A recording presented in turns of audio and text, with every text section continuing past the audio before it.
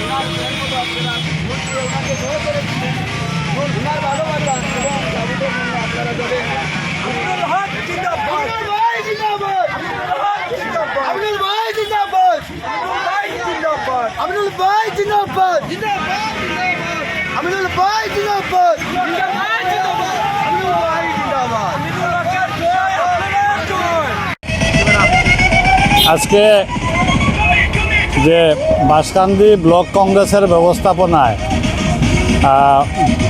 বিজয় rally বাইর হয়েছে বেরেঙ্গা থেকে। এখন আমরা বিজয় র্যালি শ্রীপার মণিপুর পর্যন্ত গিয়ে এখন মানে শিবপুর বাঁশকান্দি জেলা পরিষদের পুরা এলাকা, এখান থেকে আমরা বাঁশকান্দি হয়ে গোবিন্দপুর হয়ে আপনার বাঘের হয়ে নন্দপুর হয়ে আমরা কাঠলতলি হয়ে বাঘপুর যাব।